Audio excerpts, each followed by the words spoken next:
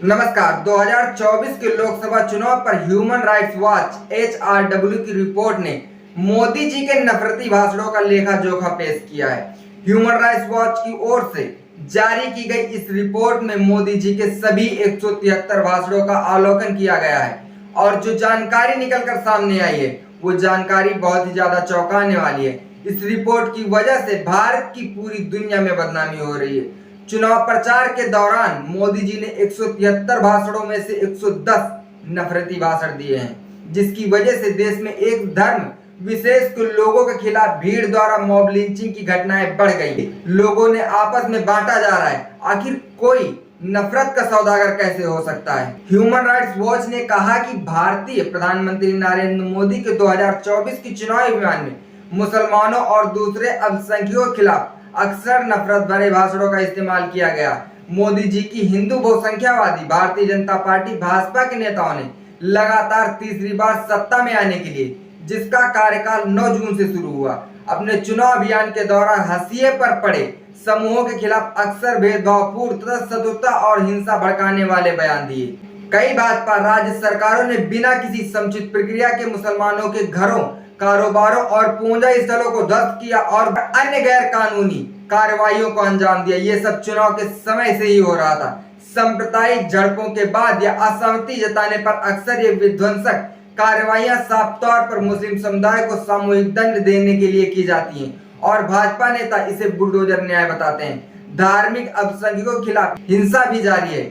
देश भर में हुए ऐसे कम से कम 28 हमलों में 12 मुस्लिम पुरुष और एक ईसाई महिला मारे गए हैं। ह्यूमन राइट्स वॉच की एशिया निदेशक एलन पियर्सन ने कहा, भारतीय प्रधानमंत्री मोदी जी और भाजपा नेताओं ने मुसलमानों और दूसरे अल्पसंख्यक समूहों के खिलाफ अपने चुनावी भाषण में बिल्कुल सफेद झूठ बोला।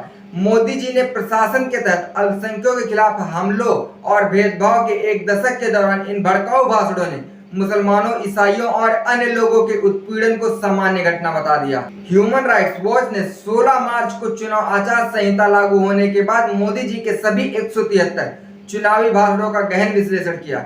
आचार संहिता वोट हासिल करने के लिए सांप्रदायिक भावनाएं भड़काने पर रोक लगाती है। कम से कम 110 भाषणों में मोदी जी ने मुसलमानों के प्रति पूर्वाग्रह और नफरत से भरी टिप्पणियां की। प्रतीत होता है इनका मकसद राजनीतिक विपक्ष, जिसे वह केवल मुस्लिम अधिकारों को बढ़ावा देने वाले बताते हैं, को कमजोर करना तथा गलत जानकारी के आधार पर बहुसंख्यक हिंदू समुदाय में डर पैदा करना था।